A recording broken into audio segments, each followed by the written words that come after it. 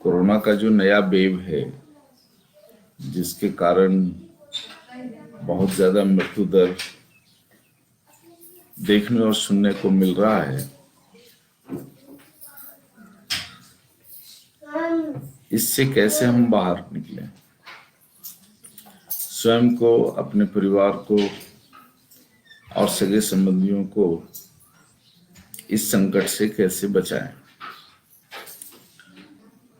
दूसरा विषय है ऑक्सीजन को लेकर जो स्थितियां पूरे विश्व में बनाई जा रही है, इस विषय को लेकर।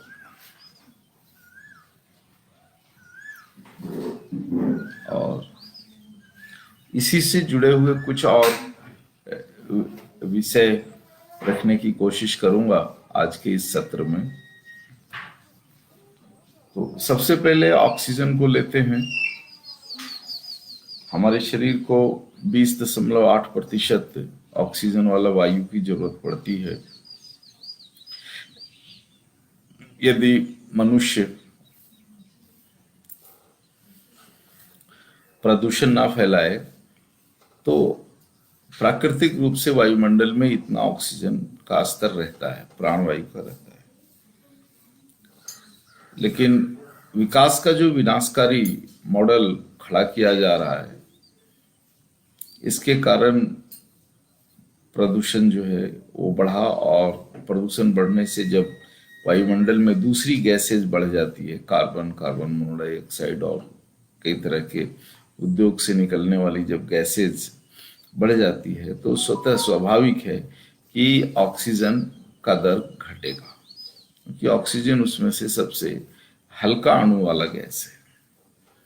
तो जब भारी गैसेज बढ़ते हैं तो निश्चित रूप से ये घटेगा। कोरोना से पहले भारत के जो महानगर हैं, जो उप महानगर हैं, उनमें 12-13 से लेकर के 15-16% तक ऑक्सीजन का घनत्व रहा है। दिल्ली सबसे पॉल्यूटेड रहा। ट्रैफिक के समय में 11% 12% तक ऑक्सीजन हुआ। तो हमारा जो शरीर है, इस शरीर में 3 तरह के इनपुट डाले जाते हैं। 3 तरह के फ्यूल से, ऐसा समझ लो कि 3 तरह के फ्यूल से हमारा शरीर चलता है। ठोस आहार, है ना, तरल जल और जल के समकक्ष वाली चीजें, और तीसरा जो है वो गैस यानी वायु। तो 3 तरह के जो इनपुट हैं,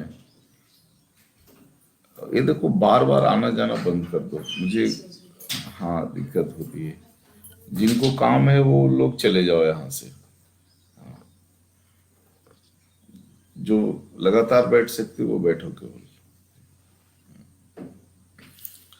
तो 3 तरह के जो इनपुट है हमारे शरीर में, ठोस के रूप में है, तरल के रूप में है और गैस के रूप में है। और तीनों के माध्यम से हमारे शरीर में ऑक्सीजन जाता है, प्राणवायु जाता है। इसका नाम है प्राणवायु, यानी प्राण को चलाने वाला वायु। तो कोरोना के बाद अचानक ऐसा क्या हो गया पूरे विश्व में कि ऑक्सीजन का दर घटा, ऑक्सीजन का प्रमाण घटा है। तो हम देखेंगे कि ऐसा कुछ हुआ नहीं है, क्योंकि कोरोना काल के बाद बहुत सारे कारखाने बंद हुए, फैक्ट्रियां बंद हुई है, ट्रैफिक घटा है, प्रदूषण फैलाने वाले जितने उपकरण थे बहुत सारे बंद हुए हैं।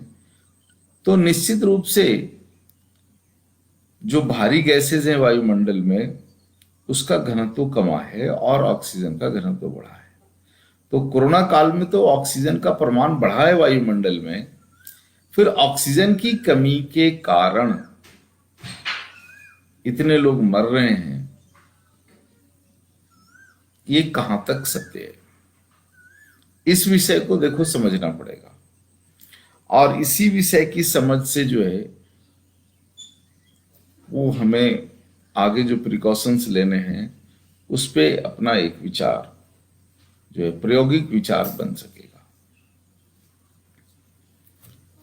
तो जो समाचार मुझे मिल रहा है, प्राप्त हो रहा है, उसमें यही मैं देख पा रहा हूं कि यह कोरोना का जो नया लहर है वो कहीं ना कहीं हमारे शरीर के कफ को विकृत कर रहा है, और कफ की विकृति के कारण फेफड़े की क्रिया प्रणाली को बाधित कर रहा है।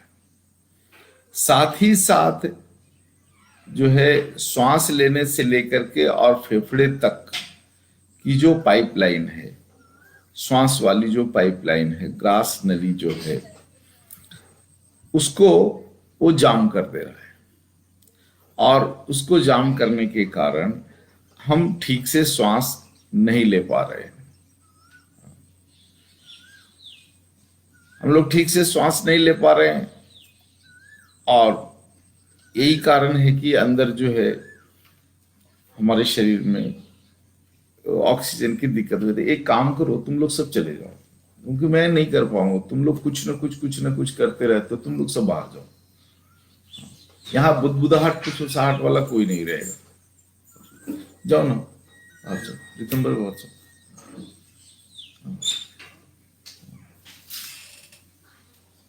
आपको भी बीच में काम पड़ेगा।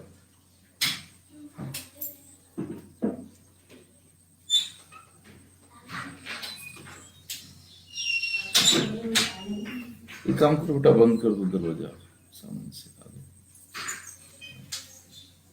मैंने शांतिपूर्वक बैठने के लिए कहा है, ये आवागमन के लिए नहीं कहा है। ये नहीं, वहां बाहर बंद कर दो।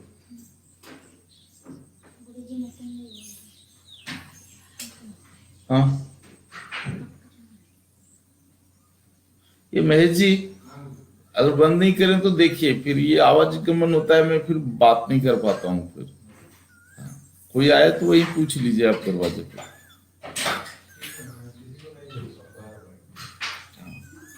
जिनको सुनना है वो बाहर बैठ करके सुनो। जाओ तुम भी।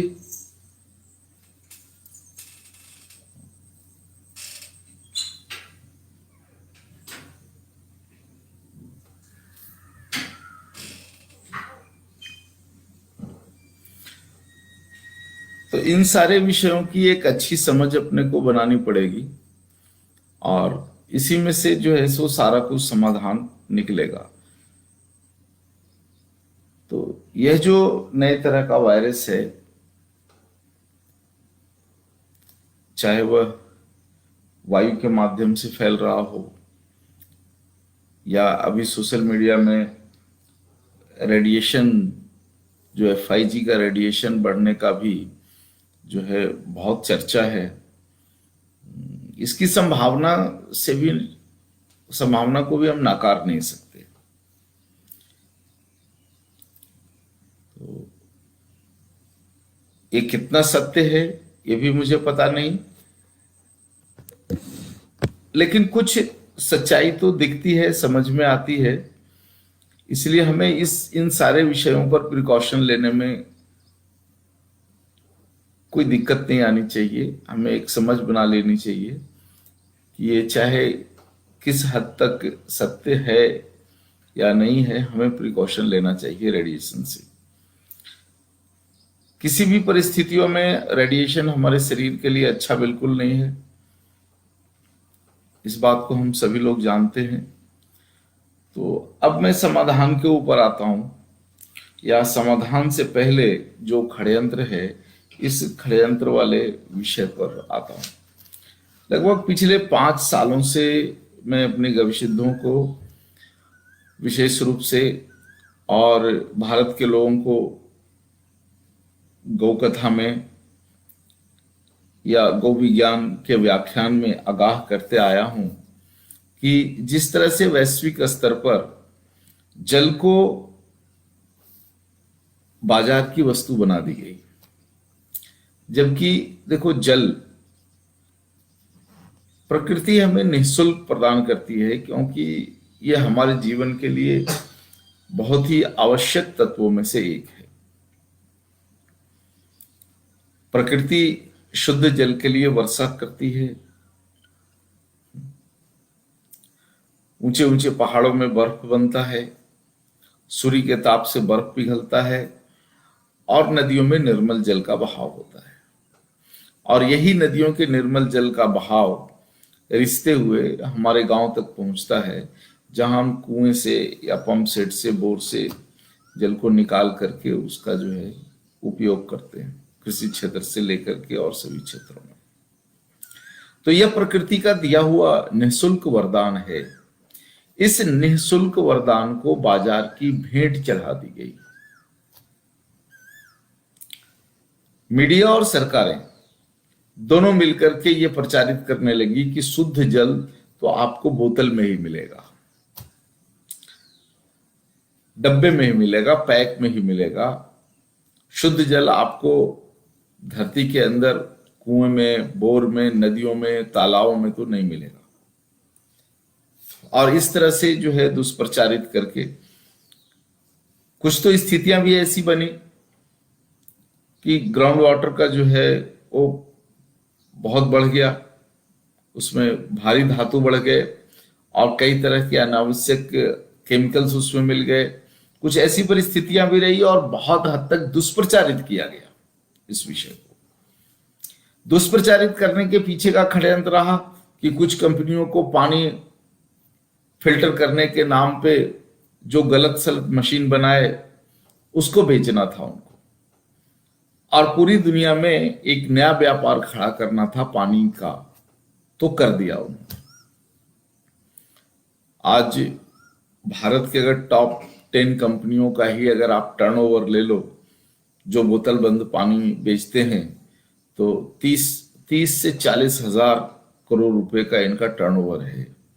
टॉप कंपनियों को, टॉप 10-12 कंपनियों का अगर आप ले लो तो आप देखो जो चीजें बाजार की भेंट नहीं चढ़नी थी उसको भी भेंट चढ़ा दिया।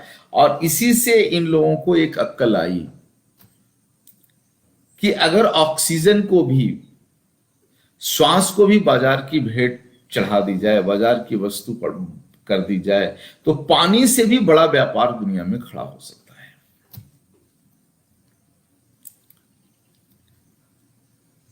तो ये कोरोना काल में जो है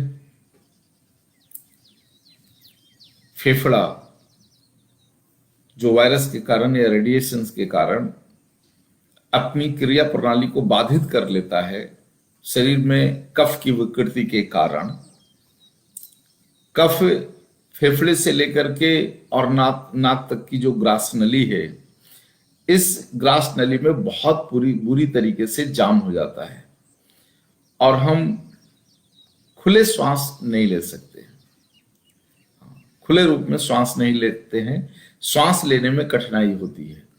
और इसी कठिनाई के विषय को जो है वो इस प्रकार से प्रचारित किया गया कि ऑक्सीजन की कमी हो गया। तो शरीर में ऑक्सीजन की कमी इसलिए है क्योंकि श्वास लेने की नलिका में कफ की विकृति है और वो खुले रूप में श्वास नहीं लेने दे रहा है। ऐसा नहीं है कि वायुमंडल में ऑक्सीजन का प्रमाण अचानक घट गया या कोई ऐसा बहुत बड़ा प्रेत भूत जो है वो पूरी दुनिया में खड़ा हो गया जो वायुमंडल के ऑक्सीजन को डकार गया हो, ऐसा कुछ नहीं है। बल्कि कोरोना काल में वायुमंडल के ऑक्सीजन के प्रमाण बढ़े हैं, घटे नहीं है। तो ऐसे में श्वास लेने के लिए जितना पर्याप्त मात्रा में ऑक्सीजन चाहिए वो पर्याप्त मात्रा में ऑक्सीजन वायुमंडल में उपलब्ध है। लेकिन हमारा शरीर जिन ग्रास नली के माध्यम से शरीर के फेफड़े को ऑक्सीजन की सप्लाई करता है, उस नली में विकृत कफ के जम जाने के कारण ऐसी स्थितियां आ रही है। तब ये को फिर ऑक्सीजन के सिलेंडर को ये करते क्या हम? ऑक्सीजन के सिलेंडर को ये क्या करते हैं, क्योंकि हम जब शरीर में श्वास लेते हैं तो ऑक्सीजन के साथ साथ जो है दूसरी बहुत सारी वायु भी हमारे शरीर में जाता है। ऑक्सीजन का प्रमाण तो बहुत ज्यादा नहीं होता, एक अनुमान से अगर मैं बात करूं, क्योंकि अभी रिसेंट में तो ऑक्सीजन की जांच की नहीं है हमने, लेकिन कोरोना काल और अभी दोनों में अगर कंपेयर करूं तो गांव में लगभग 17 से लेकर के 19% तक ऑक्सीजन का प्रमाण होना चाहिए, और शहरों में भी जहां पर ऑक्सीजन का प्रमाण 11, 12, 13% था, वहां भी तो 14-15% हो गया होगा, क्योंकि बहुत सारे जो है प्रदूषण फैलाने वाले फैक्ट्री, गाड़ियां, सारे कुछ बंद है। वायुमंडल में कार्बन, कार्बन मोनोडाइऑक्साइड जैसी जो खतरनाक गैसेज हैं, इसके जो है उत्सर्जन की जो है वो उसमें काफी कमी आई है। तो ये करते क्या है, ऑक्सीजन के सिलेंडर से जब मास्क को मुंह में लगाते हैं तो वहां पर मिश्रित वायु के स्थान पर शरीर को केवल ऑक्सीजन मिलता है। तो जो थोड़े बहुत छिद्र खुले हैं जिससे हम श्वास ले पाते हैं, उसमें मिश्रित वायु के स्थान पर केवल ऑक्सीजन जाता है, और इस तरह से ऑक्सीजन का लेवल जो है हमारे शरीर में बढ़ता है। यहां पर यदि हम आयुर्वेद के किसी भी टिप्स के आधार पर, किसी समीकरण के आधार पर, किसी औषधि के आधार पर, या योग प्राणायाम के कुछ क्रियाओं के आधार पर यदि हम अपने शरीर के विकृत कफ को सुधार लें और ग्रास नली में जमे हुए विकृत कफ को अगर निकाल दें, बाहर निकालने की क्रिया कर लें, तो ऑक्सीजन सिलेंडर की कोई जरूरत नहीं है, क्योंकि वायुमंडल में पर्याप्त ऑक्सीजन है। हमें केवल ग्रास नली को सुधारने की जरूरत है। सामान्य रूप से जितने भी 84 योगासन हैं, इसमें बहुत सारे योगासन जो हैं वो श्वास नली के लिए है। तो हम चाहें तो योग के आधार पर, प्राणायाम के आधार पर, सूक्ष्म प्राणायाम के आधार पर भी अपने शरीर की ग्रास नली को ठीक रख सकते हैं, विकृत कफ से मुक्त रख सकते हैं, और ऐसे में ऑक्सीजन लेवल गिरने का कोई संकट शरीर में नहीं आएगा। इसके अलावा आयुर्वेद में बहुत सारी ऐसी चीजें हैं, पंचगव्य में बहुत ऐसी सारी चीजें हैं जिनसे भी हम जो है अपने ग्रास नली को साफ सुथरा रख सकते हैं। तो ये उपाय करके बचा जा सकता है। अभी बात मैं खड़ेंद्र के ऊपर कर रहा था कि जिस तरह से पानी का पूरा अगर वैश्विक बाजार का गणित लगाओ तो बहुत बड़ा है। अकेले भारत में 30,000 करोड़ से ऊपर का व्यापार अभी पानी बेचने वाली टॉप 10 कंपनियां कर रही है। अब इन कंपनियों जैसे जो दूसरे बड़े मल्टीनेशनल्स कंपनियां हैं, और खास करके वैश्विक स्तर पर कंपनियां हैं, अभी मैं कल अध्ययन कर रहा था तो कुछ 12-13 कंपनियां हैं केवल दुनिया में, जिसमें से कनाडा है, कनाडा की कुछ कंपनियां हैं, अमेरिका की कुछ कंपनियां हैं, यूएसए की है, मैक्सिको है, उत्तरी अमेरिका की कुछ ये देश हैं, और यूरोप में ब्रिटेन है, जर्मनी है, फ्रांस है, और इधर अगर आप दक्षिण एशिया में आ जाओ तो जापान है, भारत है, और कुछ और जो है दक्षिण एशिया के जो है उप महाद्वीपीय देश हैं। इन सभी देशों में बड़े बड़े जो है वो मल्टीनेशनल्स कंपनियां बैठे हुए हैं, जिनकी संख्या कुछ 12-15 से अधिक नहीं है। ये लोग पूरी दुनिया में ऑक्सीजन, श्वास को बाजार की वस्तु बनाना चाहते हैं।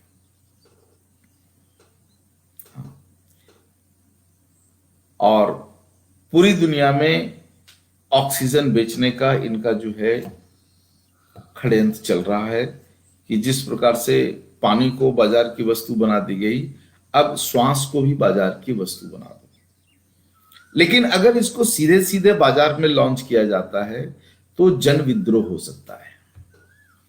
इसके लिए ये लोग परिस्थितियां तैयार करते हैं सरकार से मिलकर के कि कुछ ऐसी परिस्थिति कर दो कि ये लोगों को बिल्कुल आवश्यक लगने लगे,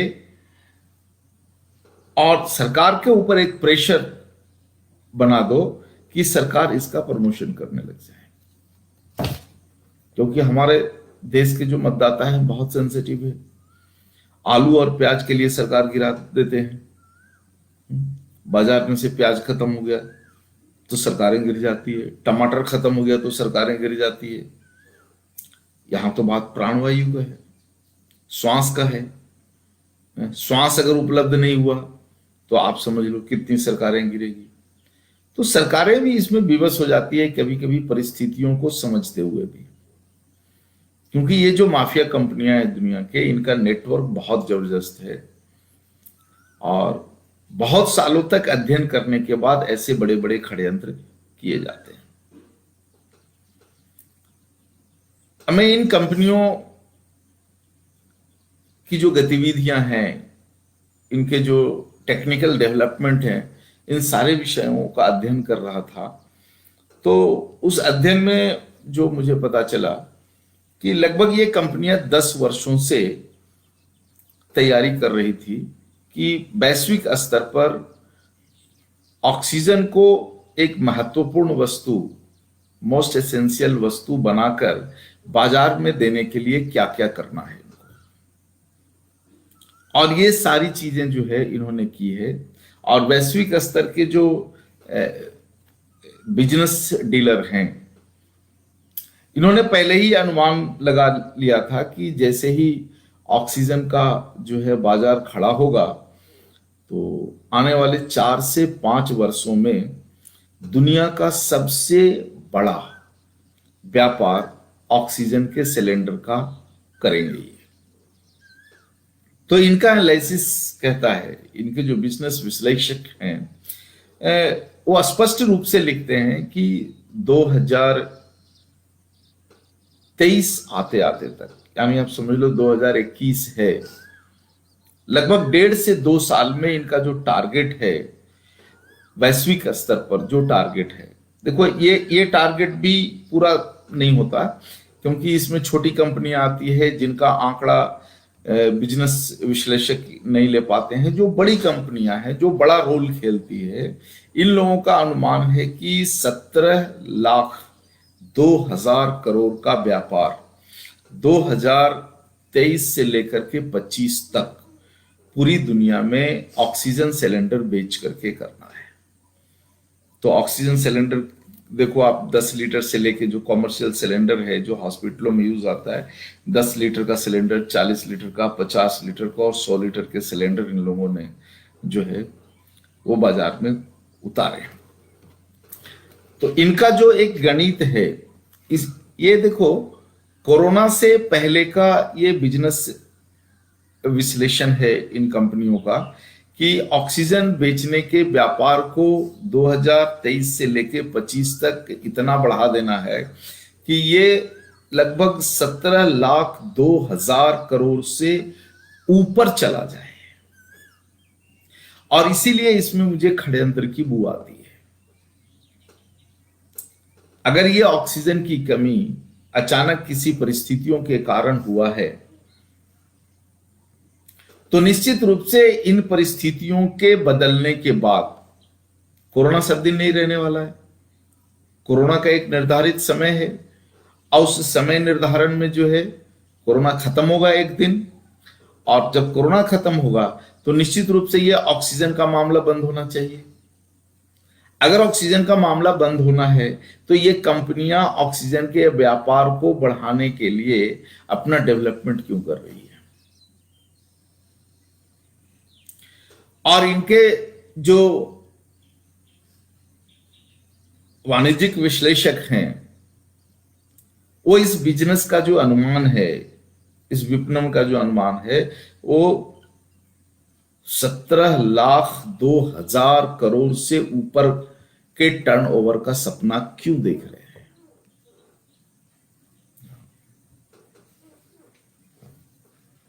नीचे करके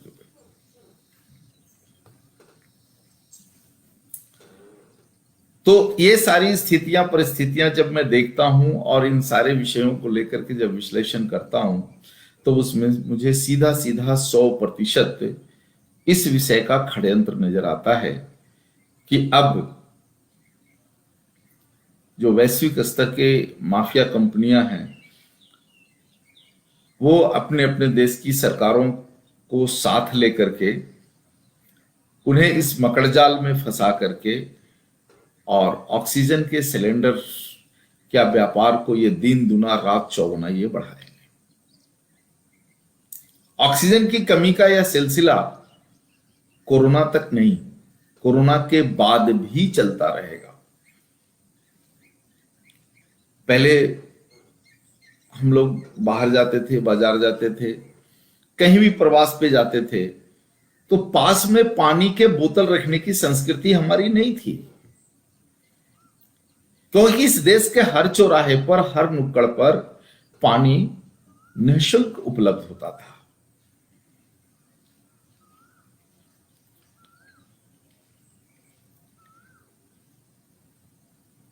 धीरे धीरे एक ऐसी आदत डाल दी गई कि अब हम 15 मिनट के लिए भी कहीं भी बाहर जाते हैं तो एक हाथ में पानी का बोतल होता है। सुबह टहलने जाओ, एक हाथ में पानी का बोतल। कुछ वस्तु खरीदने के लिए बाजार जाओ, दूसरे हाथ में बोतल। पूरी जिंदगी बोतल बन गई है। बोतल अब हमारा पिंड नहीं छोड़ रहा है। और अब जो मैं संकट देख रहा हूं पिछले 5 वर्षों से, कि ये पानी बेचने वाली कंपनियां अब दूसरे रूप में आकर के एक हाथ में पानी का बोतल तो थमा ही दिया है, दूसरे हाथ में ऑक्सीजन का बोतल भी ये हमें थमाने वाले हैं। एक हाथ में पानी का बोतल, दूसरे हाथ में ऑक्सीजन का बोतल, काम कैसे करोगे? एक हाथ में पानी का बोतल था तो दूसरे हाथ से काम कर लेते थे। हम स्वावलंबी व्यवस्था में जी लेते थे। अब दोनों हाथ में बोतल, काम कैसे करेंगे? तो ये सब जो चीजें आने वाले समय में जो समाज में लाई जा रही है, ये कहीं ना कहीं हमें स्वावलंबीपन से दूर ले जाएगी, हमें स्वावलंबी व्यवस्था में नहीं आने दिया जाएगा। यदि हम स्वावलंबी व्यवस्था में आते हैं, उसका पूरक बनते हैं, तो निश्चित रूप से मल्टीनेशनल्स माफियाओं का दुकान नहीं चलने वाला है। और इसीलिए जितने भी उच्च कोटि के सामाजिक चिंतक हुए, सभी ने स्वावलंबी व्यवस्था की नींव डाली है। राजीव भाई जीवन पर्यंत ही कहते रहे, स्वावलंबी बनो, अपनी व्यवस्थाओं के का स्वयं पूरक बनो, अपने लिए जरूरत का अनाज उगा लो, अपने लिए जरूरत की सब्जियां उगा लो, फल उगा लो। और गांधी जी ने तो यहां तक कहा कि अपने जरूरत के लिए वस्त्र भी बना लो और अपनी जरूरत का मकान पास के सामग्रियों से बना लो।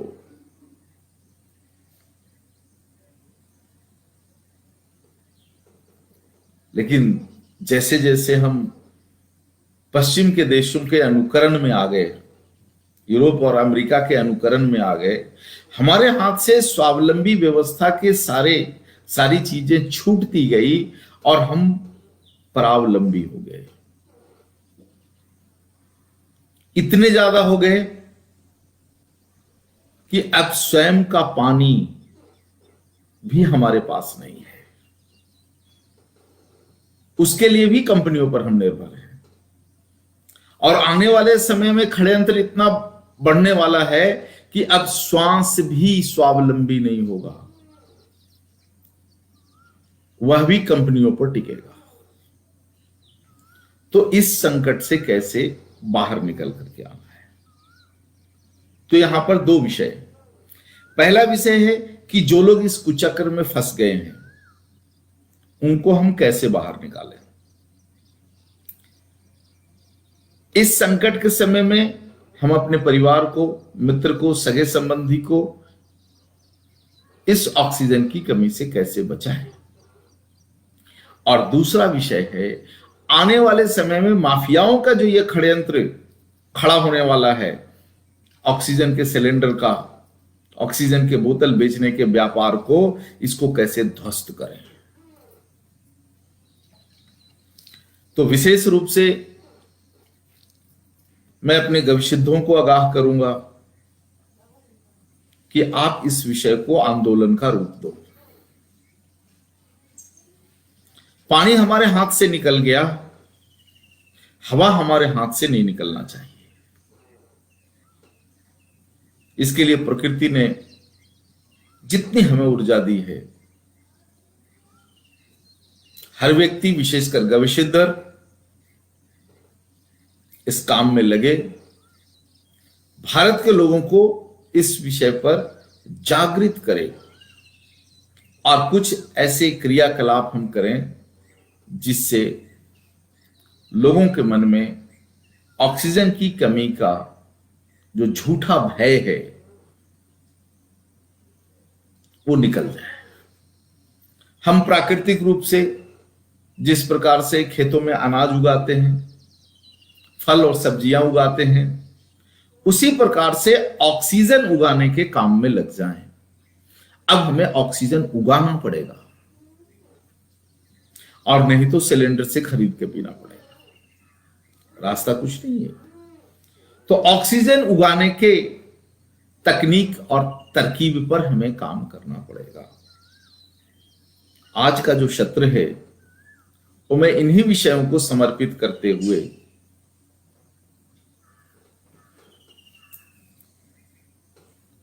रखा है।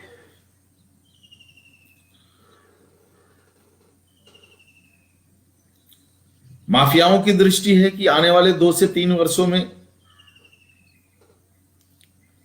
17-18 लाख करोड़ का ये व्यापार कर लें, और उनके सामने हमारी चुनौती है कि हम भारत के लोगों को श्वास खरीदने से बचा लें।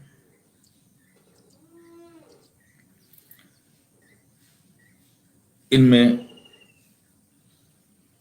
2 चीजों की बहुत बड़ी भूमिका हो सकती है। एक, कुछ वनस्पति जो सतत और बहुत अधिक मात्रा में ऑक्सीजन उगलते हैं, और दूसरी बड़ी भूमिका गाय की हो सकती है जो सतत प्राणवायु ऑक्सीजन देती है। तो सबसे पहले मैं आता हूं उन लोगों के संकट के लिए जो इस दुचक्र में फंस चुके हैं, जो कृत्रिम ऑक्सीजन को मुंह में लगा करके अपने जीवन को जी रहे हैं। तो आपके लिए हमारा संदेश है कि आप अपने फेफड़े को और फेफड़ा से लेकर के नाक के बाहरी तक जो ग्रास श्वास नली है, इस श्वास नली की नियमित सफाई रखें। इसमें विकृत कफ को नहीं जमने दें। इसमें अगर विकृत कफ नहीं जमा, श्वास नली यदि पूरा खुला रहा, तो वायुमंडल में भी जितना ऑक्सीजन बचा हुआ है वह पर्याप्त है हमें जीने के लिए। तो इसका एक सरल सा गणित है। तो विशेषकर गविसिद्धों के लिए ये सारा जो गणित है वो मैं आपको बता देना चाहता हूं। एक बार जब हम श्वास लेते हैं तो एक वयस्क व्यक्ति 500 ml वायु अपने शरीर के अंदर ग्रहण करता है। 500 ml। इस 500 ml वायु में ऑक्सीजन का प्रमाण 20.8% होना चाहिए, लेकिन इतना नहीं है। तो एक गणित के लिए हम अनुमान लगाते हैं कि जो हम श्वास ले रहे हैं उसमें 20% ऑक्सीजन होगा, क्योंकि कोरोना काल में गांव में ऑक्सीजन का प्रमाण बढ़ गया है। शहरों में भी बढ़ा है, लेकिन औसतन गांव में ऑक्सीजन का प्रमाण काफी बढ़ा है। तो यदि हम 20% ऑक्सीजन घनत्व वाला वायु भी अगर श्वास लेते हैं, तो हमारे शरीर में एक बार श्वास लेने में कितना ऑक्सीजन अंदर जाता है। तो आप देखो 500 ml हम एक बार में वायु अपने अंदर डालते हैं। हमारे फेफड़े में जो व्यवस्था है वायु को ग्रहण करने की, उससे छानने की और हृदय के लिए सप्लाई करने की, उसके दो हिस्से हैं। 350 ml का जो हिस्सा है वो सतत निकलता रहता है और जाता रहता है, श्वास लिया और छोड़ दिया। इसमें लगभग 350 ml की क्रिया तो नियमित चलते रहती है, और 150 ml लगभग श्वास हमारा फेफड़ा रिजर्व रखता है। किसी कारण से कुछ क्षण के लिए, कुछ सेकंड के लिए अगर हम श्वास की क्रिया को रोक लेते हैं, तब भी फेफड़े का स्पंदन चलता है। वो इसी 150 ml वायु के कारण, जो हमारा फेफड़ा रिजर्व में रखता है, और 350 ml का आदान प्रदान चलते रहता है। तो इस 350 ml जो वायु है, इस वायु में 20% अगर ऑक्सीजन का प्रमाण है, तो एक बार श्वास लेने में जो गणित है वो आप लगा लो, तो 350 ml का 20% ये कितना होता है? लगभग 70 ml। एक बार जब हम श्वास लेते हैं तो हमारे फेफड़े में 70 ml ऑक्सीजन अंदर जाता है, और इस 70 ml ऑक्सीजन में हमारा फेफड़ा खर्च कितना करता है? तो हमारे फेफड़े को खर्च करने की जो क्षमता है वो 5% से लेकर के 15% तक हमारे फेफड़े की क्षमता होती है। हम सो रहे हैं, विश्राम की मुद्रा में हैं, तो हमारा फेफड़ा 5% से ज्यादा ऑक्सीजन को ग्रहित नहीं करेगा, शेष को एक्सेल के माध्यम से बाहर निकाल देगा, श्वास को छोड़ने की क्रिया के माध्यम से बाहर निकाल देगा। तो एवरेज अगर हम 10% भी लेते हैं कि हमारा शरीर जो है लिए हुए श्वास में घुले हुए ऑक्सीजन के 10% को खपत करेगा, तो एक बार श्वास लेने में 70 ml, और उसका हमारा फेफड़ा खर्च कर रहा है 10%, यानी 7 ml। एक बार जब हम श्वास लेते हैं तो हमारे शरीर में प्राणवायु की जो खपत है वो केवल 7 मिलीलीटर है। हम 1 मिनट में लगभग 16 बार श्वास लेते हैं, तो आप 16 गुने 7 कर दो, 7 42 2 4 7 4 11, लगभग 112 ml पर मिनट। हमारे शरीर को 112 ml प्रति मिनट ऑक्सीजन की जरूरत है। यदि इसको हम 60 से गुना कर देते हैं, 112 ml गुने 60 मिनट, तो 60 से गुना कर दो तो ये कितना होता है? ये 6 दूनी 12, 2 हाथ में 1 6 7 1 6, ये आ गया जाकर 6720 मिलीलीटर पर आवर। 1 घंटे में हमारे शरीर को 6720 मिलीलीटर ऑक्सीजन की जरूरत है। 1000 से भागा दे दीजिए आप, तो ये 6.7 लीटर पर आवर निकल गया। 1 घंटे में हमारे शरीर को 6.7 लीटर ऑक्सीजन की औसतन जरूरत पड़ती है। इसको यदि हम 24 से गुना कर देते हैं तो 6.7 है। अगर आप 6 ही ले लो अगर, तो 24 गुने 6, 6 चौका 24 की 4 2 और 6 दूनी 12 और 14, 144 लीटर बैठता है। औसतन गणित के लिए 150 लीटर रख लो। हमारे शरीर को एक एक दिवस में, रात और दिन मिला करके 24 घंटे में हमारे शरीर की जो जरूरत है वो लगभग 150 लीटर ऑक्सीजन की जरूरत है।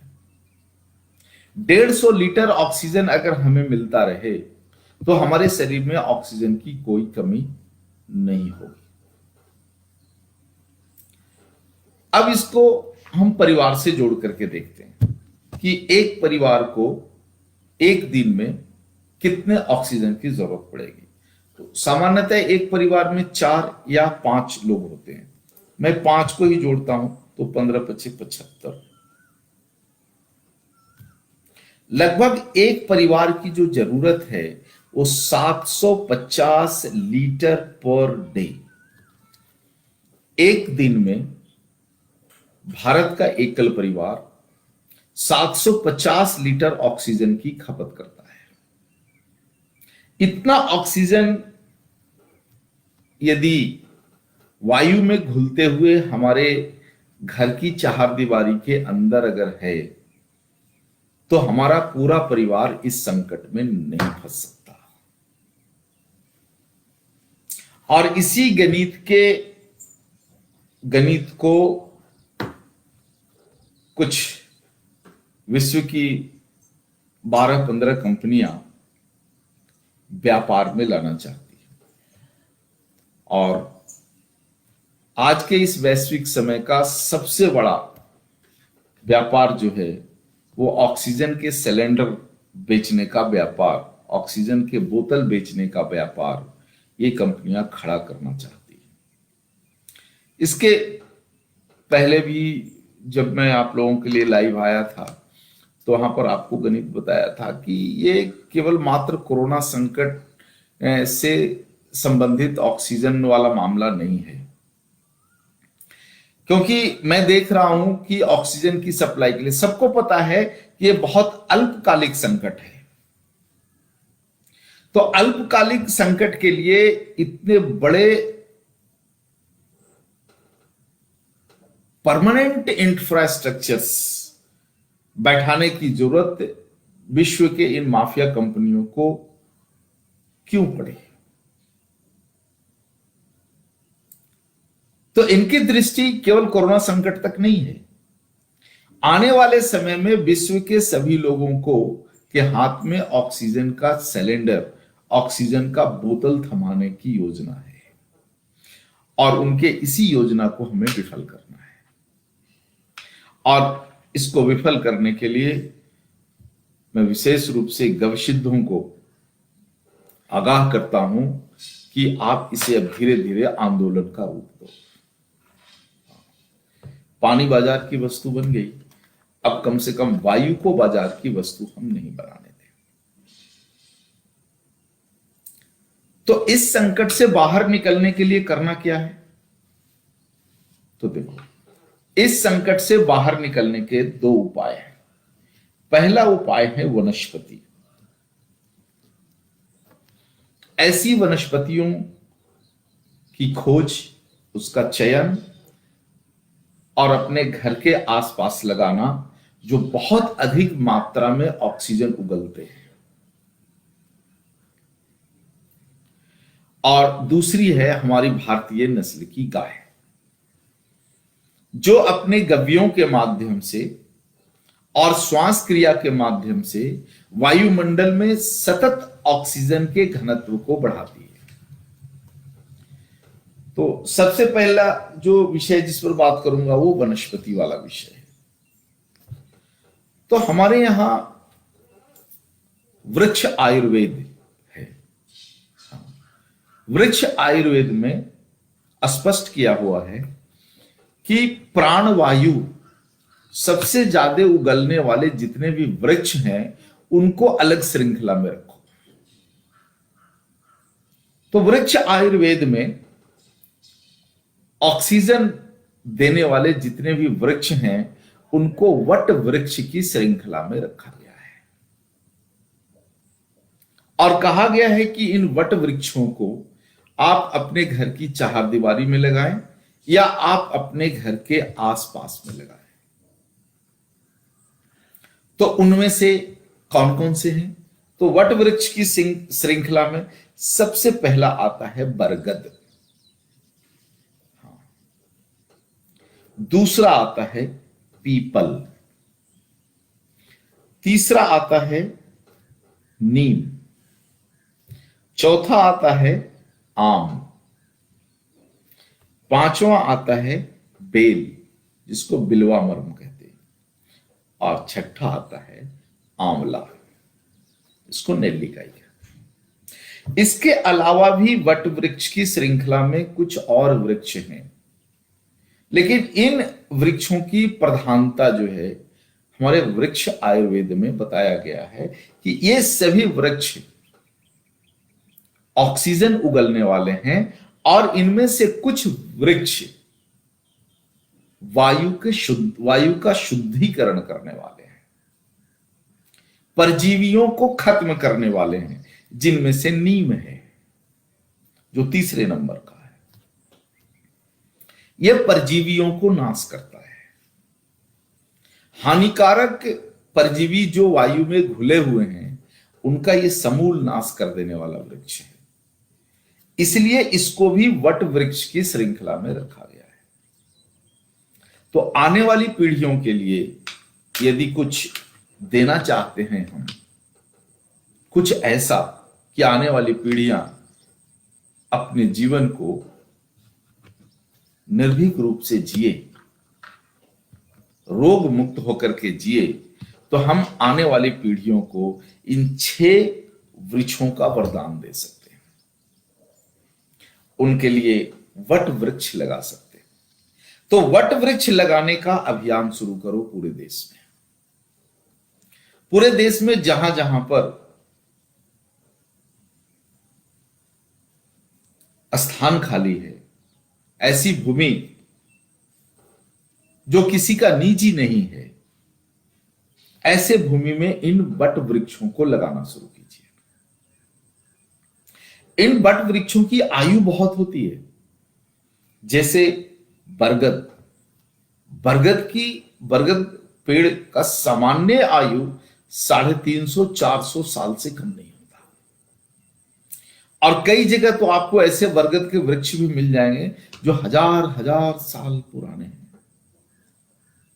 500 साल पुराने। भारत में एक बहुत अद्भुत स्थान है उड़ीसा में, जगन्नाथपुरी। आप जाओ जगन्नाथपुरी तो आप देखोगे उसके आसपास में बहुत पुराने पुराने वट वृक्ष हैं। और ऐसे ऐसे भी भारत में वट वृक्ष बहुत ज्यादा हैं, क्योंकि वट वृक्ष को हम पूजते हैं। और इसी तरह से पीपल के पेड़ की भी आयु 150 साल से अधिक होती है। यानी एक पीढ़ी लगाए तो कम से कम 3 पीढ़ी भोगता है। नीम के वृक्ष की भी आयु 100 साल से कम नहीं है। आंवला भी ऐसा ही है। आम का वृक्ष कम से कम 150 साल जीता है।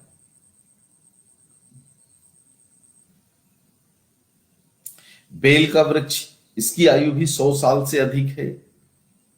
तो ऐसे वृक्ष को लगा करके हम आने वाली पीढ़ियों के लिए उनको एक वरदान दे सकते हैं।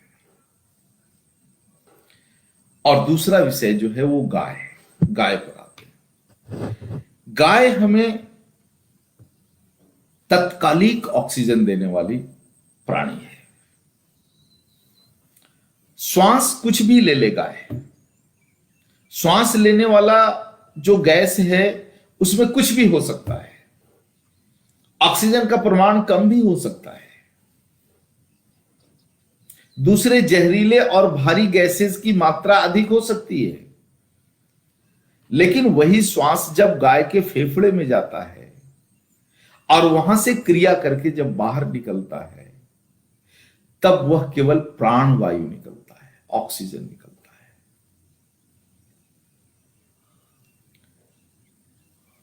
पृथ्वी पर एकमात्र ऐसी जीव है गाय, जो श्वास कुछ भी ले देगी प्राणवायु, ऑक्सीजन। इसलिए इस संकट से बचने के लिए हमें गाय के नजदीक रहने की जरूरत है। ऐसे मरीज जो ऑक्सीजन संकट से जूझ रहे हैं, उनको गाय के नजदीक ले जाओ, गाय के पास ले जाओ, गौशालाओं में लेकर के जाओ। उनसे बहुत अधिक मात्रा में हमें प्राणवायु, ऑक्सीजन मिलेगा। गाय ऑक्सीजन के रूप में गौमूत्र देती है। गौमूत्र में बहुत अधिक मात्रा में ऑक्सीजन है। इसलिए जो समाचार सोशल मीडिया में वायरल हो रहा है कि गौमूत्र, वायरल क्या हो रहा है, ये जो सत्य समाचार जो प्रसारित जो लोग कर रहे हैं कि गौमूत्र पीने से कोरोना पॉजिटिव नेगेटिव हो रहे हैं, ये बिल्कुल सत्य है। वो इसी कारण से कि इसमें बहुत अधिक पर्याप्त मात्रा में ऑक्सीजन है। गाय का दूध, इसमें भी ऑक्सीजन है, और गाय का गोबर तो ऑक्सीजन का भंडार है। तो सीधे सीधे हम अपने जीवन में गोबर, गौमूत्र और गाय के दूध को उतारें। नियमित भोजन की क्रिया में, भक्षण की क्रिया में इसके रूपांतरित रूप को काम में लें, तो इससे हमारे शरीर में पर्याप्त ऑक्सीजन रहेगा। जैसे गौमूत्र में ऑक्सीजन का प्रमाण कुछ है, लेकिन यही गौमूत्र का जब हम वाष्पीकरण कर देते हैं, अर्क बना देते हैं, तो प्रोसेस होने के कारण ऑक्सीजन का घनत्व गौमूत्र के अनुपात में गौमूत्र अर्क में अधिक हो जाता है। इसलिए ऐसी परिस्थितियों में ताजा गौमूत्र पीने से अच्छा है कि गौमूत्र अर्क का सेवन करें। अब गौमूत्र अर्क चूंकि बिकता है बाजार में, इसलिए बहुत सारी गौशालाएं और बहुत सारे बाबा लोग और बहुत सारे लोग गौमूत्र बेचते हैं। लेकिन जो मैं बाजार में देख रहा हूं, गौमूत्र के बोतल्स और उसकी क्वालिटी ये अच्छी नहीं है। गौमूत्र एक ऐसा तत्व है जिसमें विद्युतीय ऊर्जा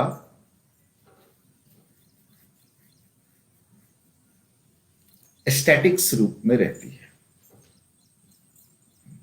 जैसे बैटरी है, बैटरी में एनर्जी स्टैटिक्स मोड में होता है। आप चाहो तो तार लगा के निकाल लो। गौमूत्र भी ऐसा है। गौमूत्र में भी जो ऊर्जा है, बहुत अधिक मात्रा में जो फ्लो ऑफ इलेक्ट्रॉन्स हैं, स्टैटिक्स मोड में है। ऐसा गौमूत्र जब धरती पर गिरेगा तब उसकी विद्युतीय ऊर्जाएं धरती में ग्राउंड हो जाएगी और ऊर्जा में कमी आ जाएगी। इसलिए हमारे सारे गविशुद्धर, जिनको मैं पंचगव्य चिकित्सा विज्ञान सिखाया हूं और जो लोग सीखते हैं, उनको सबसे पहला पाठ में यही पढ़ाता हूं कि धरती पर गिरा हुआ गौमूत्र आपके काम का नहीं है। आप उसे कुचालक पात्र में संग्रहित करो, जैसे दूध का संग्रह होता है। तो हमारे सारे गविशुद्धर संग्रहित गौमूत्र से अर्क बनाते हैं। इसलिए संपूर्ण भारत को मैं यह आह्वान करता हूं कि आप गविशुद्धों से गौमूत्र अर्क लें, या ऐसी गौशालाओं को गौमूत्र अर्क लें जहां इन सारी बारीकियों को ध्यान में रख करके और अर्क बनता है। आंख मूंद करके किसी आवा बाबा का मत पी लेना। मैं जो यहां पर ट्रेंड देख रहा हूं, जो लोग पूरे भारत में गौमूत्र बेचने का व्यापार कर रहे हैं, अर्क बेचने का व्यापार कर रहे हैं, उनके पास मुश्किल से 50-100 गायें होती है और प्रतिदिन लाखों लीटर गौमूत्र अर्क बेच रहे हैं। कहां से आ रहे हैं? तो ऐसे लोग गौशालाओं को ठेका दे देते हैं कि जी आप जी गौमूत्र सप्लाई करो, 3 रुपए लीटर से लेकर के 5 रुपए लीटर तक।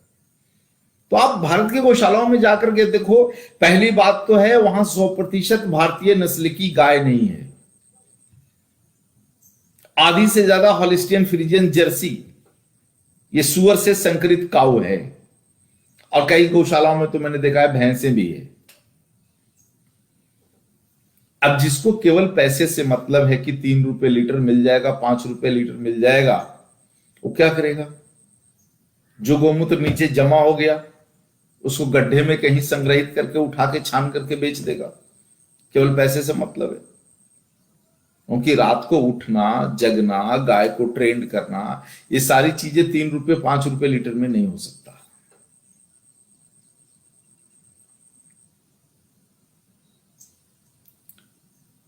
तो इस बात का ध्यान रखिए कि जो गौमूत्र अर्क आप पी रहे हैं बाजार से लेकर के, उसकी क्वालिटी बहुत अच्छी हो। सबसे पहली बात है भारतीय नस्ल की गाय का हो, और दूसरा गिरा हुआ नहीं हो, उसे कुचालक पात्रों में संग्रहित किया हुआ हो, और संग्रहित करने के बाद फिर उसका वाष्पीकरण किया गया। गौमूत्र का जब हम वाष्पीकरण करते हैं तो गौमूत्र 2 भागों में टूट जाता है।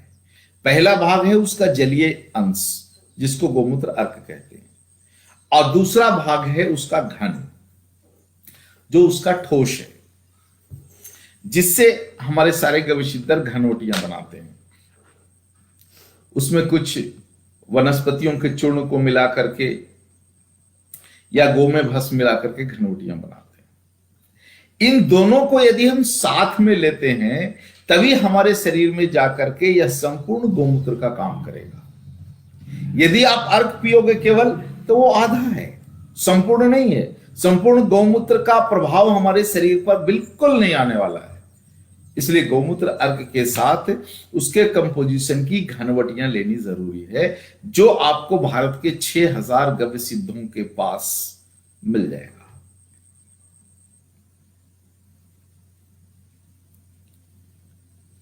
दूसरा है गोमय। गोबर को अपने जीवन में उतारो। यहां पर पंचगव्य विद्यापीठम का जो ये नया परिसर जो बना है, इसमें परिसर के अंदर जो कमरे हैं या बरामदा है, बालकोनी है, उसकी पुताई जो है वो हमने गोबर से बने हुए पेंट से किया है। किसी भी प्रकार का केमिकल उसमें मिला हुआ नहीं है, शुद्ध गोमय से किया है। और कुछ स्थानों पर गौमूत्र से पेंट किया है। 100% नैसर्गिक, प्राकृतिक, कोई भी केमिकल मिला हुआ नहीं। तो आप भी अपने घरों में जो है, घरों की दीवारों को, अब बताओगे जी गोबर का पेंट कैसे बनता है, गौमूत्र का पेंट कैसे बनता है, वो देखो एक टेक्निकल चीज है। हाँ, सिखाने के लिए अभी एक बैच हमने अभी अनाउंस किया है। बहुत जल्दी जो है ऑनलाइन 1-2 दिन की कक्षा लेने वाला हूं इस विषय को सिखाने के लिए। वो उनके लिए जो इस क्षेत्र में प्रोफेशनल रूप से उतरना चाहते हैं। लेकिन सामान्य व्यक्ति के लिए आप गाय का कच्चा गोबर लाइए और अपने दीवालों पर पोत लो, वो अभी उतना ही काम करेगा।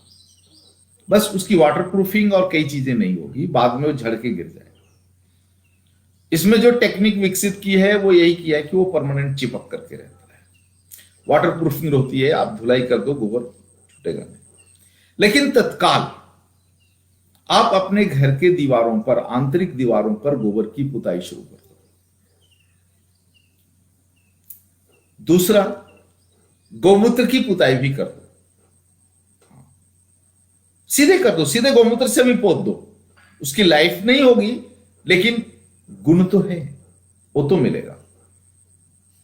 तो आप अपने जीवन में गौमूत्र का एप्लीकेशन कीजिए, गोबर का एप्लीकेशन कीजिए, और यथासंभव यदि आपके पास गाय है तो कम से कम 50 मिलीलीटर दूध नियमित रूप से अपने परिवार के लिए उपलब्ध कराइए। अगर इन चीजों को आपने कर लिया तो कोरोना का नया वेव और आने वाला और खतरनाक वेव भी आपको और आपके परिवार को कुछ नहीं बिगाड़ सकता। इसकी बहुत ज्यादा औकात नहीं है। इस पर जब विस्तार से हमने अध्ययन किया तो इसमें से स्पष्ट रूप से चीजें निकलती है कि इस तरह के खतरनाक वायरस उसी इन्वायरमेंट में रहते हैं, उसी ज्योग्राफी में रहते हैं जिस ज्योग्राफी में ऑक्सीजन की कमी होती है। ऑक्सीजन की अधिकता वाले किसी भी ज्योग्राफी में कोई भी हानिकारक परजीवी नहीं रह सकता। ये जितने भी हानिकारक परजीवी हैं, दुश्मन परजीवी हैं, ये सभी उसी भूगोल में रहते हैं, उसी भूगोल में जी सकते हैं, पनप सकते हैं जिस भूगोल में ऑक्सीजन के स्थान पर दूसरी गैसेस बहुत ज्यादा है।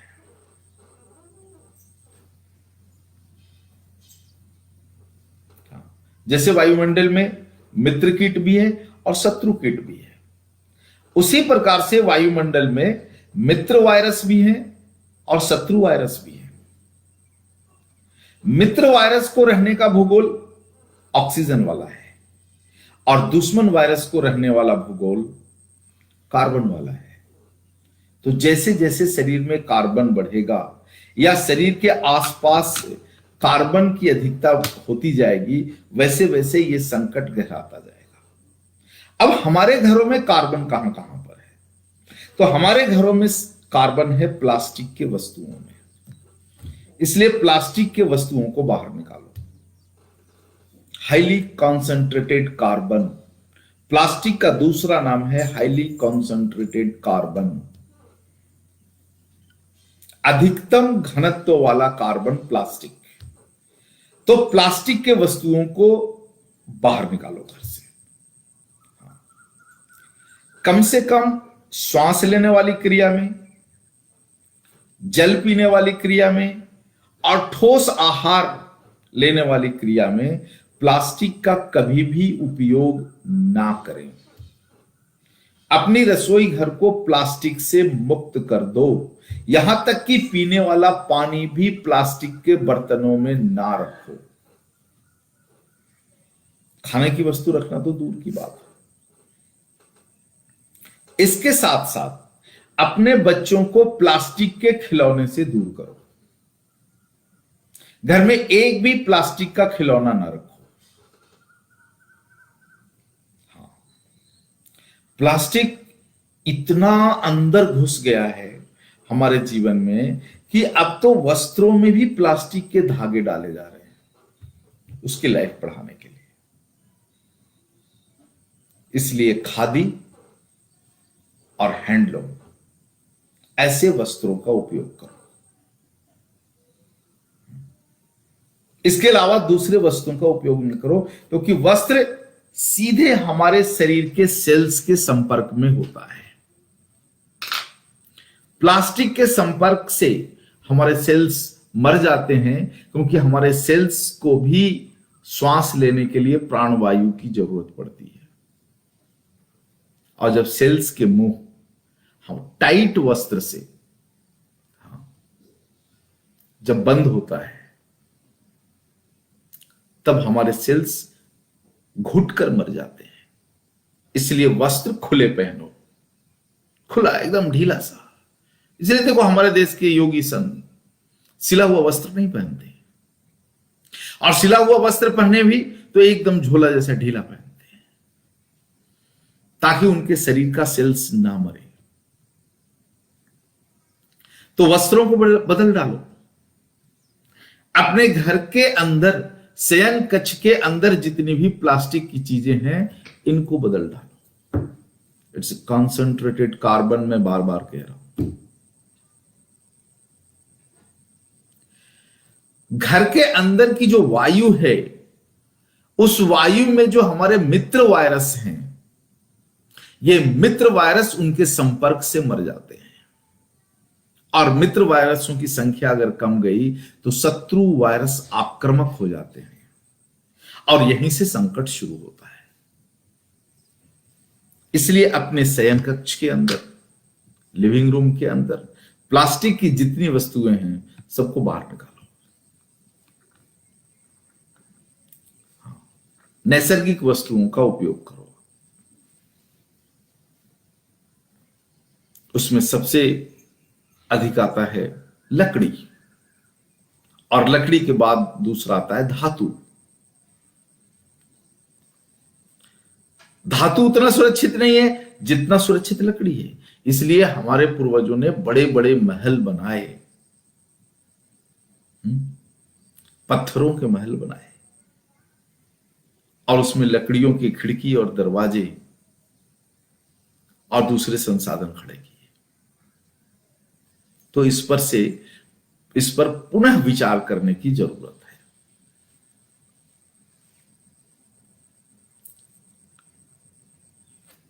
अब इससे एक स्टेप और आगे चलो। ये सरकारें और कंपनियां प्रचार के माध्यम से जो कह रही है कि आप बार बार हाथ धो, सफाई रखो, हैंड वॉश यूज करो, ये सारी चीज करो, इसमें जितने भी केमिकल्स हैं ये सभी मित्र वायरसों को मारने वाले हैं, इसलिए इसका कतई उपयोग मत करो। हां, ये सत्य है कि हमें बार बार हाथ धोना चाहिए, ये हमारे संस्कारों में भी है। आप ध्यान दो, कभी आपने अगर पूजा पाठ किया है और पुरोहित जी आपको आधा घंटा भी अगर पूजा पाठ कराए हैं, तो उस आधे घंटे के पूजे पाठ में कम से कम 20 बार आपसे हाथ धुलवाते हैं। ये तो हमारे संस्कारों में है, लेकिन कार्बन से नहीं, केमिकल से नहीं, शुद्ध वस्तुओं से।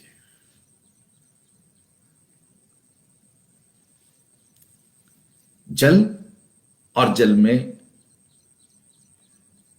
आम के पत्ते को डाल देते हैं।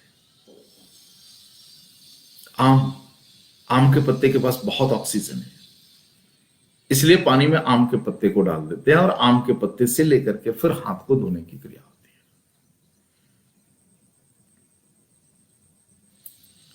तो जरूर हाथ धोइए, बार बार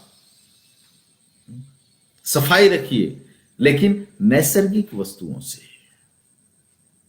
केमिकल से नहीं। इनको अपने केमिकल का बाजार बढ़ाना है, इसलिए ये दोनों मिलकर के, सरकारें और ये केमिकल वाली कंपनियां, दोनों को मुनाफा होता है, इनका टर्नओवर बढ़ता है, सरकार को टैक्स बढ़ते हैं। दोनों मिलकर के ये दुष्प्रचार में लगे हुए हैं। मैंने व्यक्तिगत रूप से जो आंकड़े निकाले हैं, वो आंकड़े स्पष्ट बताते हैं कि कोरोना वायरस से वही लोग मर रहे हैं जो बहुत ज्यादा इस केमिकल के कुचक्र में फंसे हुए हैं। केमिकल युक्त हैंड वॉश यूज करना, केमिकल युक्त सैनिटाइजर यूज करना, केमिकल युक्त मास्क लगाना, ये जितने भी लोगों ने किए हैं, आज वे लोग ही इस संकट में फंस रहे हैं। और जिन लोगों ने इसका उपयोग नहीं किया है या इसके स्थान पर शुद्ध प्राकृतिक चीजों से मेंटेन रखा है अपने आप को, वैसे लोग इस संकट में नहीं फंसे हैं। इसलिए थोड़ा सा चेतिए, हाँ, और इस विषय को समझिए। कॉन्सेंट्रेटेड कार्बन रूपी वस्तुएं जो हमारे घर के अंदर बहुत ज्यादा है, जितना खाली कर सकते हो खाली करो, यही जीवन को बचाने वाला है। तो ये एक विषय था, और देखो इसमें से माफियाओं का कितना जय जय हो गया है। मुझे तो सोच करके भी आश्चर्य होता है कि कल तक जिस ऑक्सीजन के सिलेंडर की कीमत बाजार में 1500 से 2000 रुपए थी, आज ये 30,000 और 40,000 रुपए में बिक रहा है। कितना बड़ा गोरख धंधा है, और सरकारें इस दिशा में कुछ नहीं कर पा रही है। क्योंकि संकट का तलवार लटका हुआ है। किसी भी कीमत पर हॉस्पिटल वाले बोलते जी किसी भी कीमत पर ऑक्सीजन आपको लाना पड़ेगा, और उनकी मिली भगत वाले बाजू में बैठे रहते हैं ब्लैक में ऑक्सीजन सिलेंडर बेचने के लिए।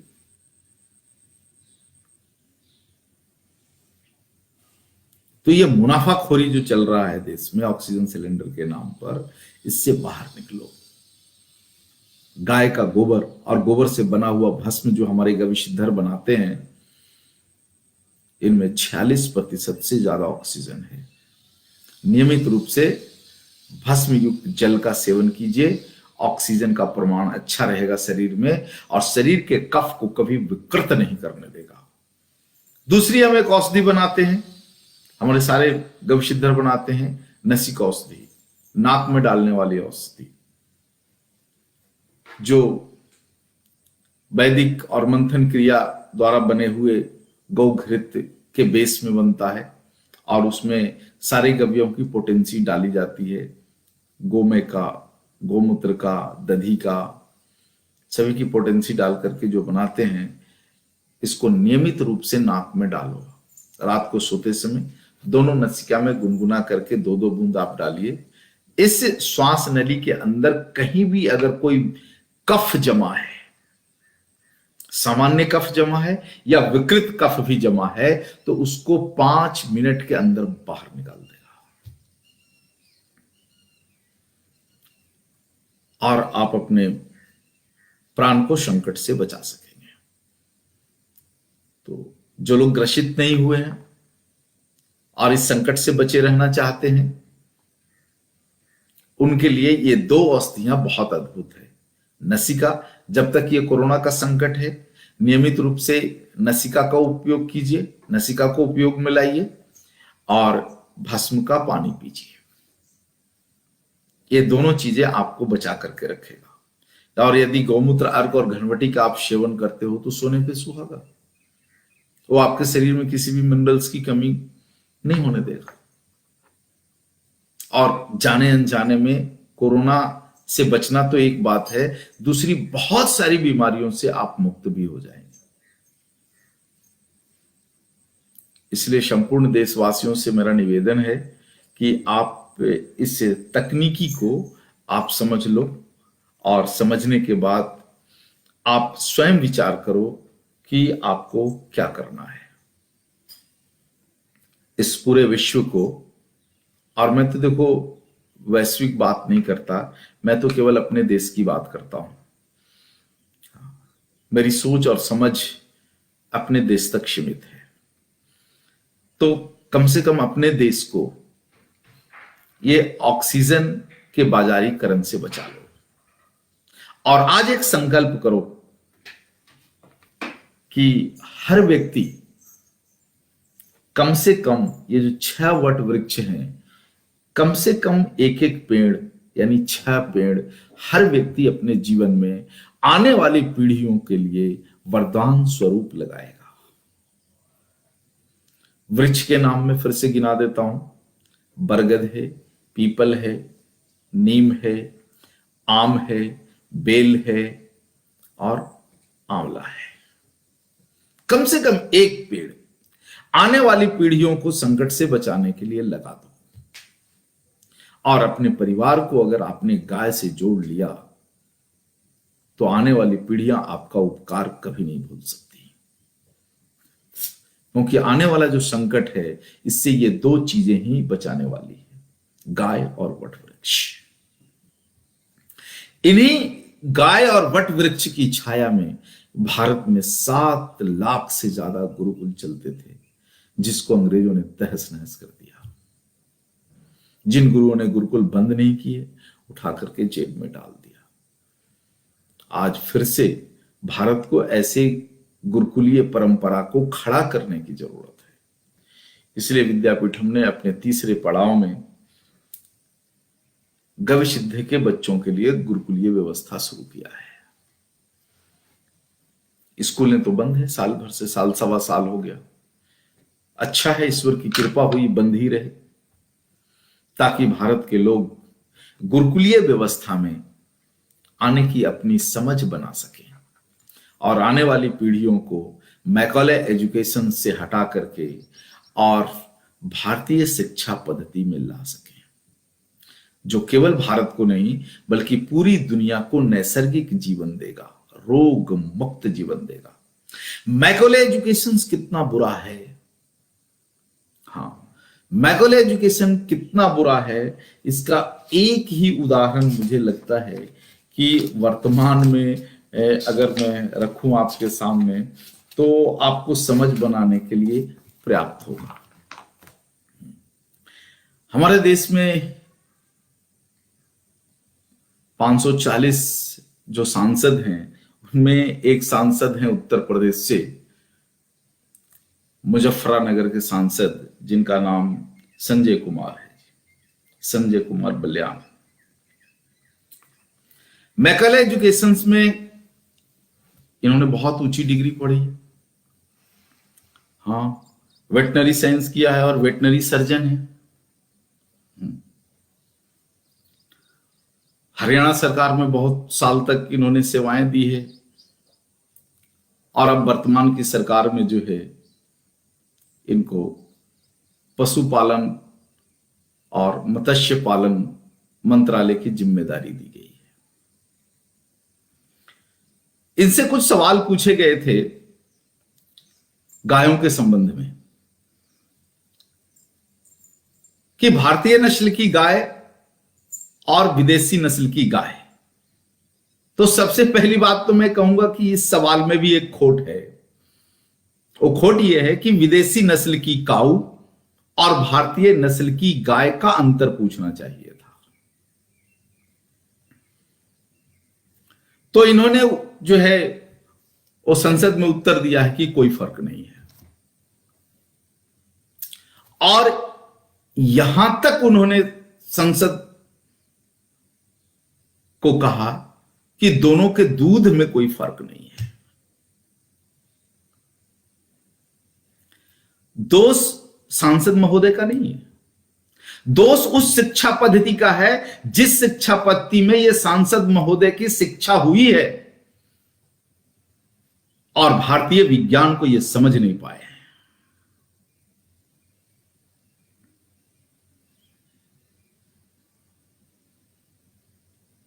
दुख इसी बात का है कि उस शिक्षा पद्धति में पढ़ने के बाद भी सामाजिक जीवन जीते हुए इस व्यक्ति को गाय और गौ में अंतर समझ में नहीं आया, और इस देश के ये पशुपालन मंत्री हैं।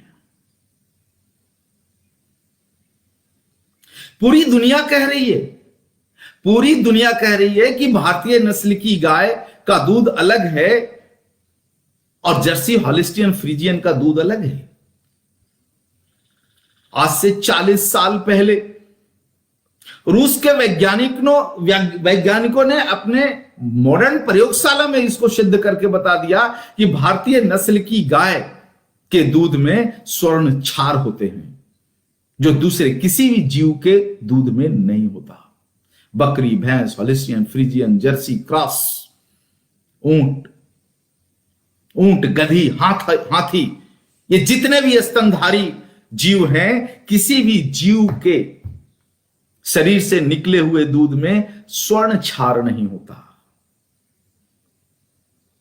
आज से 30 साल पहले ब्रिटेन की एक लेबोरेटरी ने इसको प्रमाणित करके रिपोर्ट दी कि भारतीय नस्ल की गाय अद्भुत है जिसके दूध में स्वर्ण कण होते हैं।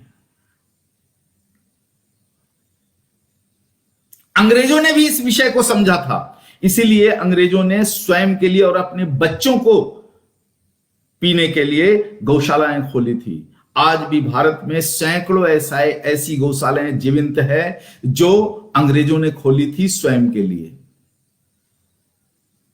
क्योंकि उनको पता था, उनके देश की लेबोरेटरी ने यह बता दिया था कि तुम भारतीय नस्ल की गाय का दूध पीना, क्योंकि उसमें स्वर्ण क्षार है। और हमारे शरीर में जो 7 धातुएं हैं जिनसे हमारा शरीर चलता है, उसमें स्वर्ण भी है। पूरी दुनिया को पता है, लेकिन हमारे सांसद महोदय को यह पता नहीं है। दोष किसका दो? उनका या उस एजुकेशन सिस्टम को जिसमें उन्होंने वेटनरी की पढ़ाई पढ़ी है और इस देश में सर्जन की भूमिका निभाई है। दुख होता है ऐसे सांसदों की बुद्धि के ऊपर, और दुख होता है मुझे उस पूरे सिस्टम के ऊपर कि ऐसे नासमझ लोगों को देश चलाने की इतनी बड़ी जिम्मेदारी दी जाती है। जिस गाय और काऊ के अंतर को यूरोप 30 साल पहले समझ लिया, 40 साल पहले रूस समझ लिया, इस देश का सांसद आज तक नहीं समझा। ऐसे सांसदों से और मंत्रियों से हम क्या अपेक्षा कर सकते हैं? ये तो कल यही कहेंगे जस बकरी जस गाय, क्योंकि बकरी भी दूध देती है।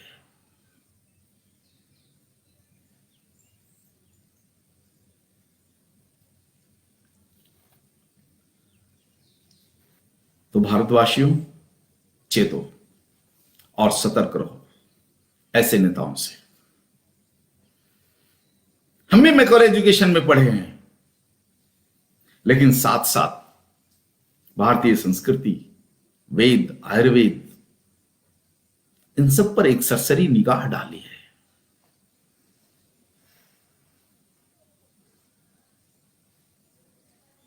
जब तक हमारे देश में भारतीय शिक्षा और भारतीय संस्कृति को गहराई से समझने वाले लोग सत्ता में नहीं आएंगे, तब तक हमारे राष्ट्र का उद्धार नहीं हो सकता।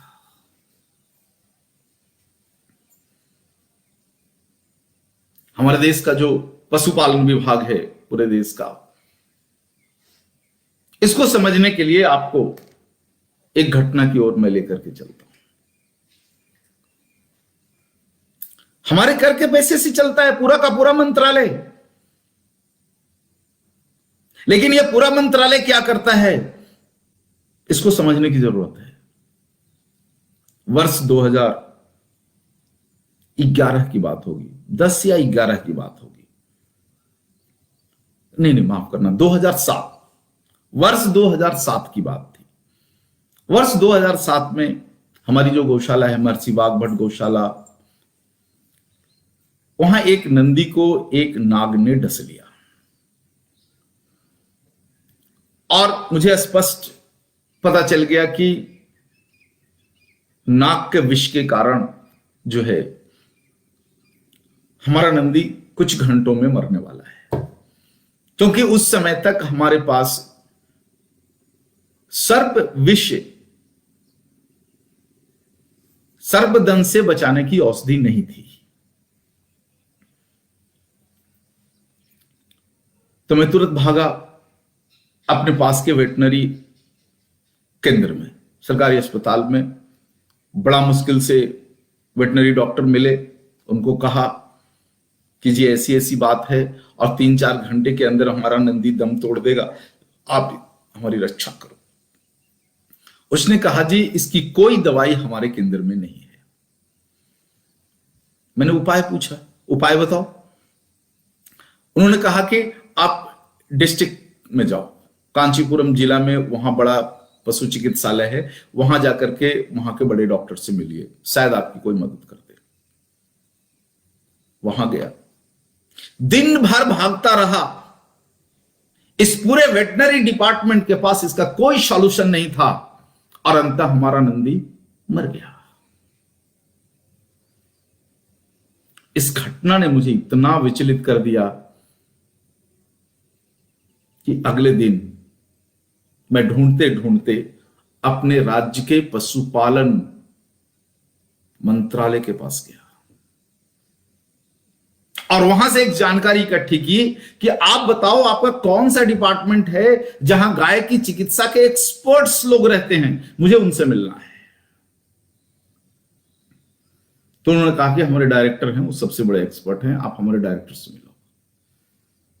तो मैं वेटनरी के सबसे बड़े डायरेक्टर से मिला और मैंने अपनी बात बताई कि हमारी गौशाला में एक नंदी था और मेरी आंखों के सामने वह सर्पदंश से कैसे मर गया, और पूरा डिपार्टमेंट कोई मदद नहीं किया। यहां तक कि डॉक्टरों ने कहा कि 2-4-5 हजार नंदी के लिए आप इतना क्यों परेशान हो रहे हैं, मर जाने दो, दूसरा नंदी कर लेना। उनके लिए तो ऐसा था जैसे वह कोई वस्तु है, टूट गया बाजार से दूसरा लेकर के आ जाना। बड़ी मुश्किल से उस डायरेक्टर ने मुझे 2-2.5 घंटे बाहर बैठा करके और फिर बुलाया। और वो भी, मैं यदि सामान्य व्यक्ति होता तो शायद वो नहीं बुलाता।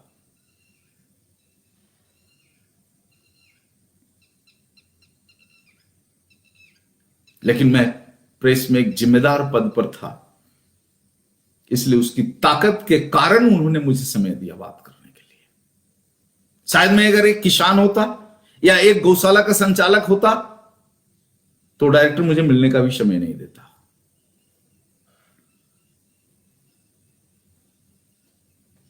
बुलाया, बोले क्यों परेशान हैं आप, क्या बात है? तो मैंने अपने पिछले दिन की सारी घटना उनको बता दी कि आपका डिपार्टमेंट किस लिए है। अगर एक नंदी को बचाने की, सर्पदंश से बचाने की व्यवस्था आपके पास नहीं है तो फिर आपका डिपार्टमेंट किसके लिए है? ये सवाल किया उनसे मैंने। और मैंने कहा नहीं बताओगे तो कल मैं प्रेस में लिखूंगा इस बात को। तो उस धमकी के बाद उन्होंने कहा मिस्टर, सुनो जो मैं कहता हूं सो, और फिर मर्जी होगा तो लिख लेना, छाप देना अखबारों में। उन्होंने कहा मैं और मेरे साथ पूरा डिपार्टमेंट इसलिए नहीं बैठा है कि आपके गौशाला की कोई गाय बीमार पड़ जाए और मैं चिकित्सा करा दूं। हमारा डिपार्टमेंट पूरा इसलिए बैठा है कि इस देश में जितनी गायें मांस के लिए कटती है वो सब स्वस्थ गाय कटे, बीमार गाय नहीं कटे। जाओ और वेटनरी कॉलेज में देखो, वेटनरी कॉलेज के गेट के ऊपर बीफ स्टॉल है। फिर मैं वेटनरी कॉलेज गया और देखा तो वास्तव में हमारे यहां वेटनरी कॉलेज के गेट पर ही बीफ स्टॉल है और वहां ये पोस्टर लगा हुआ है कि स्वस्थ गाय का मांस यहां पर बिकता है।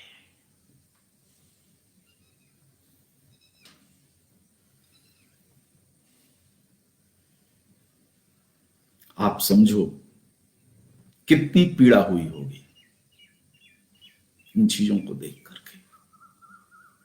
इस देश का पूरा पूरा पशुपालन मंत्री, पूरा का पूरा पशुपालन विभाग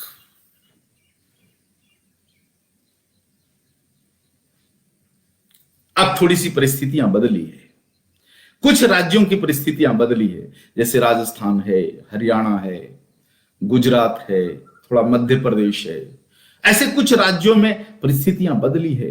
लेकिन दूसरे देश के राज्यों में भी आज भी पूरा का पूरा ये सिस्टम इसीलिए चलता है। जितने भी एक्सपायर्ड दवाइयां होती है एलोपैथी की, मनुष्यों की, उनको क्रशिंग करके ये कंपनियां वेटनरी के ड्रग्स बनाते हैं। मैं अपने जीवन का अनुभव शेयर करता हूं कि कोई गाय यदि बीमार पड़ जाए और आप उसे अपने नुस्खे से, देसी नुस्खे से, होम्योपैथी से चिकित्सा कर लो, बचने की संभावना बहुत होती है। लेकिन इन कसाई वेटनरी डॉक्टरों के हाथ में अगर चली गई गाय तो बचने की संभावना बहुत कम हो जाती है। इसलिए आज आप देख लो, जितनी भी बड़ी गौशालाएं हैं सब अपने निजी खर्चे से चिकित्सा की व्यवस्था रखते हैं लोग। इतने सरकारी वेटनरी हॉस्पिटल होते हुए हमारा कितना पैसा और धन इस मंत्रालय के ऊपर बेकार में जा रहा है। एक एक मंत्री को पालने का कितना खर्च होता है।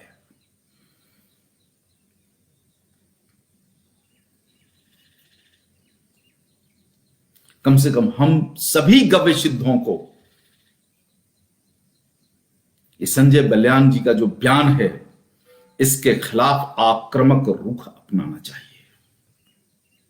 और कम से कम मैं सारे गव्य सिद्धों को यह आह्वान करता हूं कि आज ही बैठ करके एक कड़े शब्दों में निंदा करते हुए इस मंत्री महोदय को चिट्ठी लिखो कि यदि आप भारतीय नस्ल की गाय को समझने का ज्ञान नहीं रखते हो तो आपको इस पद पर रहने का कोई नैतिक अधिकार नहीं है।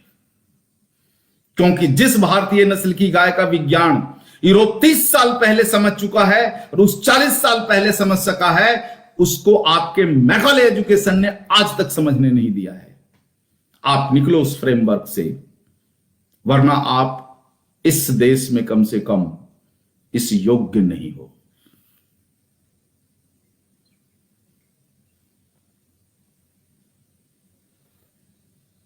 और ऐसे मंत्री निर्भीक रूप से घूमते हैं। क्यों? इसीलिए कि हमारे खून के रक्त में नेताओं की चमचागिरी सिखाया गया है। इस मैकाले एजुकेशन ने चमचागिरी सिखाया है। बाहर निकलिए,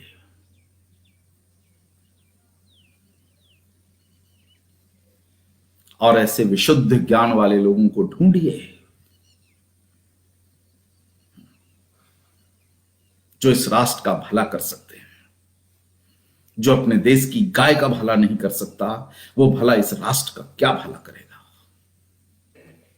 हमारे देश के सांसदों ने संसद में कई बार ये बातें रखी है कि गौमूत्र पीने से मेरा कैंसर खत्म हो गया, किसी का डायबिटीज खत्म हो गया। इसी संसद की बात कह रहा हूं कि जिस संसद के पटल पर कई मंत्रियों ने अपने अपने अनुभव को रखा है, गाय और गव्यों के सेवन के अनुभव को रखा है, उसी संसद के पटल पर कोई मंत्री अगर यह कह देता है कि गौ और गाय में कोई अंतर नहीं है, विडंबना है इस देश की।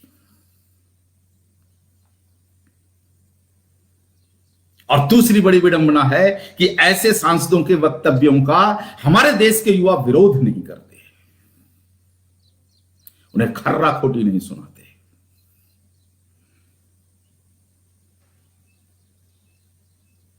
इसलिए गविशुद्ध हो, कम से कम गविशुद्ध हो।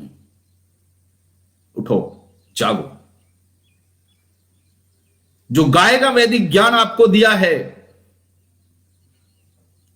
उस ज्ञान का उपयोग करो और ऐसे लोगों की ईंट से ईंट बजा दो जिनके पास गाय की समझ नहीं है। इसी के साथ आज के इस सत्र को मैं यहीं पर पूर्ण कर देता हूं।